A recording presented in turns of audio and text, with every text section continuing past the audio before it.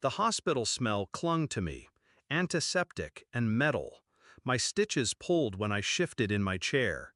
I was still sore from the accident, my body bruised, my ribs aching. That's when my father started yelling, "Pay rent or get out!" His voice cracked with the kind of rage he thought made him a man. "I can't right now, The slap came fast, ringing in my ears. My cheek burned, my head snapped sideways, and the world tilted. I hit the floor hard. Blood filled my mouth. My ribs screamed when I tried to sit up. He stood over me, sneering. "You think you're too good for this family?" I didn't answer. I just looked at him. And that was the moment something inside me went quiet. Not broken, quiet. Growing up, my father's love had conditions: obedience, gratitude, silence. I learned early that apologies weren't about truth, they were about restoring his comfort. He'd call it teaching me respect, but what he really taught me was how to mask my anger, how to file it away until I could use it.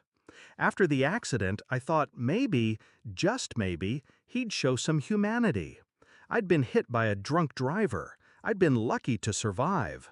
But instead of care, I got an invoice, rent, utilities, interest for every day I wasn't working. He'd done it before, turning my pain into leverage. But that night when I tasted blood on the carpet of the house I'd helped pay for, I decided this would be the last time. I didn't yell. I didn't threaten. I planned. First, I needed space. I told him I'd pay in 2 weeks. He grunted, satisfied that he'd won, not realizing he'd just given me time. I stayed in my room, healed, and researched. Property records, bank accounts.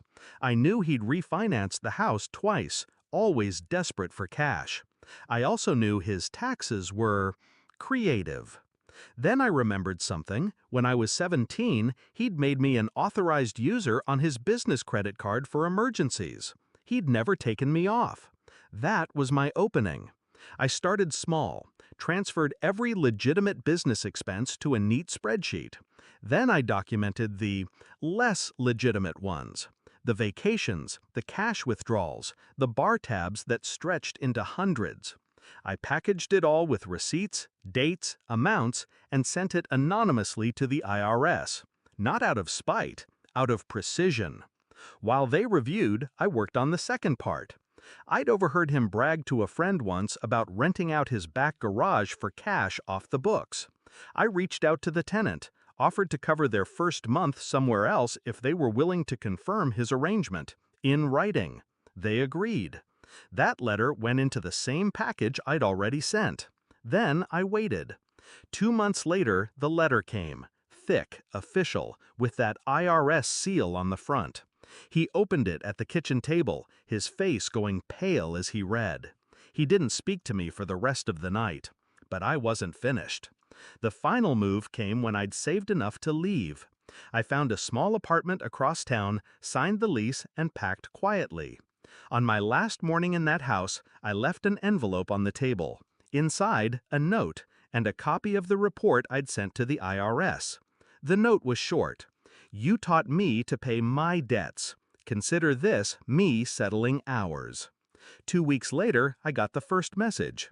"They froze my account. Are you behind this?" I didn't respond. A month after that, "They're auditing me. You've ruined me." Still silence.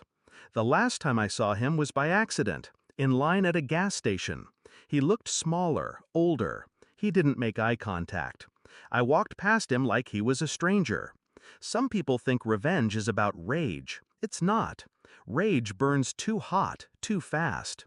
Precision is colder, quieter, more permanent. He thought he could beat me down and I'd keep coming back. He thought family meant ownership. But family, to me, is chosen, and I choose to remove rot. Now I live in a place that's mine. No yelling, no walking on eggshells, no tally of what I owe.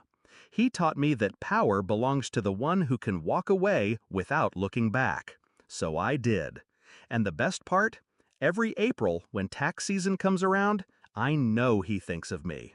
Not with love, not with pride, with fear.